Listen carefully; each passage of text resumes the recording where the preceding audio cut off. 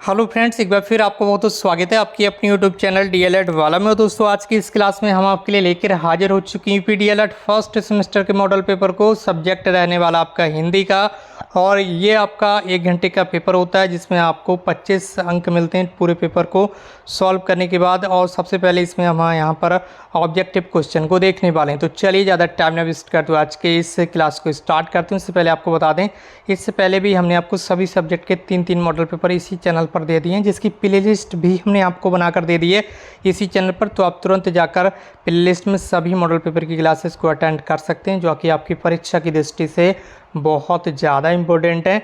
तो चलिए अगले भी आपको लगातार इसी तरह से क्लासेस मिलती रहेंगी। और हम आगे मैं आपको ये भी बताऊंगा अभी आगे वीडियो में इस मॉडल पेपर पीडीएफ फाइल को आप कहां से और कैसे डाउनलोड करेंगे। सबसे पहला प्रश्न आपके सामने स्क्रीन पर है, निम्नलिखित में संयुक्त स्वर है कौन सा है, वो आपको बताना है। तो निम्नलिखित में संयुक्त स्वर कौन सा है, ठीक है। तो आप बताएंगे कि निम्नलिखित में संयुक्त स्वर जो है वो है आ, ई, उ, ए, ओ, औ, ठीक है।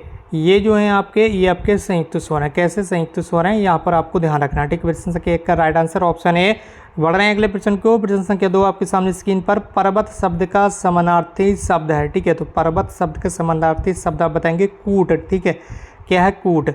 पर्वत शब्द का समानार्थी शब्द क्या है? कूट। प्रश्न संख्या 3 का राइट आंसर आपकी यहाँ पर सामने स्क्रीन पर आने जा रहा है। प्रश्न संख्या 3 है, जिन बलों का उच्चारण बिना बाधा अवरोध के होता है ऐसे बलों को हम क्या कहते हैं? तो ऐसे बलों को आप कह देते हैं स्वर, ठीक है। क्या कह देते हैं? स्वर, ठीक है। तो ऐसे बल जिनका उच्चारण बिना बाधा और बिना अवरोध के होता है, यानी कि बिना किसी यहाँ पर परेशानी के होता है, कोई दुविधा उत्पन्न नहीं होती, तो उन्हें हम स्वर कह देते हैं। अगला प्रश्न आपके सामने स्क्रीन पर, प्रश्न संख्या 4, भाषा की सबसे छोटी इकाई बताइए। तो भाषा की सबसे छोटी इकाई आप बता देंगे, वो क्या है? वो है आपका ध्वनि। क्या है? ध्वनि। भाषा की सबसे छोटी इकाई ध्वनि, ठीक है। अगला प्रश्न आपके सामने स्क्रीन पर है, प्रश्न संख्या 5 यहाँ पर आ चुका है, और यहाँ पर पूछा जा रहा है कि लेखन शिक्षण की प्रमुख विधि क्या है, ठीक है। लेखन शिक्षण की, ठीक है, शिक्षण, ठीक है, शिक्षण की प्रमुख विधि क्या है? लेखन शिक्षण की प्रमुख विधि क्या है? तो आप बताएंगे लिखने का जो कौशल है, ये लेखन शिक्षण की प्रमुख विधि है। किसकी? लेखन शिक्षण की प्रमुख विधि क्या है? लिखने का कौशल, ठीक है। यहाँ इसके बाद अभी यहाँ से आपके आती है उत्तरी प्रश्न स्टार्ट है। तो अब हम आपको बता देते हैं कि आप इस पीडीएफ फाइल को डाउनलोड कर सकते हैं हमारे टेलीग्राम ग्रुप से, और टेलीग्राम ग्रुप की लिंक इस वीडियो के कमेंट बॉक्स में आपको दे दी गई। वहाँ से जाकर आप इससे मॉडल पेपर को, इस पीडीएफ फाइल को आसानी से बिना किसी परेशानी, बिना किसी समस्या के डाउनलोड कर सकते हैं। और जितने भी मॉडल पेपर अब तक आपको करा दिए गए उन सभी की पीडीएफ फाइल भी आपको टेलीग्राम ग्रुप पर ही दे दी गई। तो सबसे पहले जाना है इस वीडियो के कमेंट बॉक्स में, टेलीग्राम की लिंक दी गई है, उसे ओपन कीजिए, टेलीग्राम ग्रुप को ज्वाइन कीजिए। उसके बाद सारी पीडीएफ फाइल आपको डाउनलोड करने के लिए मिल जाएंगी, लेकिन ज्वाइन करना जरूरी होगा।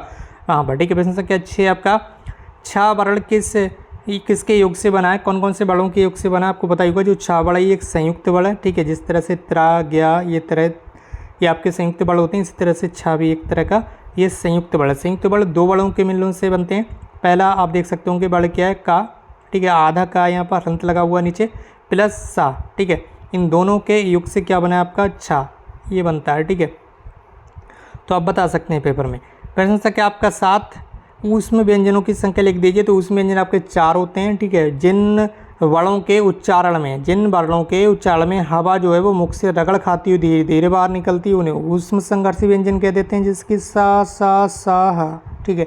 ये 4 आपके ऊष्म व्यंजन है, याद रखिएगा। बढ़ रहे हैं आप लेकिन प्रश्न की ओर। प्रश्न संख्या 8, यहाँ पूछा जा रहा है कि पार्श्विक वर्ण का उदाहरण लिख दिए, ठीक है। तो इसमें मुख द्वार मध्य में बंद हो जाता है और हवा दोनों ओर से निकल जाती है, जैसे कि ला। ये यहाँ पर आपको ध्यान रखना, पार्श्विक वर्ण का उदाहरण, ठीक है।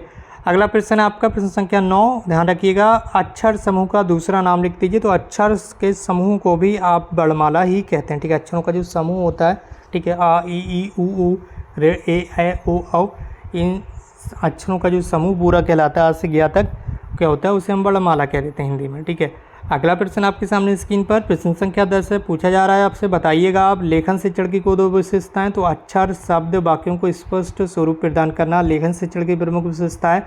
इसके अलावा पॉइंट 2 में बताया गया, व्याकरण और वर्तनी की दृष्टि से शुद्धता भी लेखन शिक्षण की प्रमुख विशेषता है। प्रश्न संख्या 11 आपके सामने स्क्रीन पर है। पूछा जा रहा है आपसे, बताइएगा आप। प्रश्न संख्या 11 है, हिंदी भाषा में स्वर और व्यंजन कितने हैं? तो आप बताएंगे कि हिंदी भाषा में जो स्वरों की संख्या वो 11 है और व्यंजनों की संख्या 33 है, ठीक है। अगला प्रश्न आपके सामने स्क्रीन पर है, लेकिन यहाँ से अब आपके लघु उत्तरीय प्रश्न स्टार्ट हो चुके हैं, तो बहुत ही ध्यानपूर्वक आपको ध्यान देना है। और इस क्लास को शेयर भी तो करते रहना है अपने फ्रेंड्स के साथ, ताकि और भी भाई बहन यहाँ पर हमारे साथ जुड़ सकें, क्योंकि बहुत ज़्यादा मेहनत लगती है सारी क्लासेस को तैयार करने के लिए। तो आपसे कुछ नहीं मांगा जाता, आप इस क्लास को शेयर कर दीजिए अपने फ्रेंड्स भाई बहनों के साथ। और अगर अभी तक आपने चैनल को सब्सक्राइब नहीं किया तो कर लीजिए, क्योंकि लगातार यहाँ पर आपको मॉडल पेपर दिए जा रहे हैं। परीक्षा आपकी होने जा रही है अक्टूबर में स्टार्ट, इसमें कोई शक वाली बात नहीं है। तो अच्छे से कीजिए तैयारी अब अपनी परीक्षाओं की। प्रश्न संख्या है 12, ऊष्म व्यंजन किसे कहते हैं? उष्ण, उनके नाम लिख दीजिए। तो जिन व्यंजनों का उच्चारण करते समय ऊष्मा उत्पन्न हो या गर्मी उत्पन्न हो, मुख से हवा के रगड़ खाने के कारण ऊष्मा पैदा हो, उन्हें हम ऊष्म व्यंजन कह देते हैं। क्या कह देते हैं? ऊष्म व्यंजन कहते हैं। जब इन शब्दों का उच्चारण किया जाता है तो दांतों के बीच से गर्म हवा बाहर निकलती है। ऊष्म व्यंजनों की कुल संख्या 4 है, जो कि ऊपर ऑब्जेक्टिव क्वेश्चन में भी मैंने आपको बता दी थी। ठीक है, सा सा सा सा हाँ, ठीक है। अगला प्रश्न आपके सामने स्क्रीन पर है। प्रश्न संख्या आपका 13, विलोम और तुकांत शब्दों का आशय उदाहरण से समझा दीजिए। तो विलोम शब्द क्या है? किसी शब्द का उल्टा अर्थ देने वाले शब्दों को हम विलोम शब्द कह देते हैं। अर्थात जो शब्द किसी दूसरे शब्द का उल्टा अर्थ बताते हैं उन्हें विलोम शब्द या विपरीतार्थक शब्द कहते हैं, जैसे हार जीत, आय व्यय, आज़ादी गुलामी, नवीन और प्राचीन आदि। अब तुकांत शब्द क्या है? तुकांत क्या आफत है? तो ये क्या है? ये है तुकांत शब्द वे शब्द होते हैं जिनके अंतिम वर्ण समान होते हैं, जिसकी रहन सहन इन दोनों ही वर्ण में न वर्ण जो है वो समान है, अतः ये तुकांत शब्द कहलाते हैं। दूसरे शब्दों में कहते हैं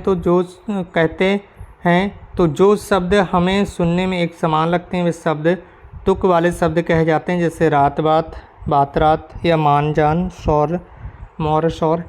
ये भी आपके तुकांत शब्द के ही अंतर्गत आ जाते हैं।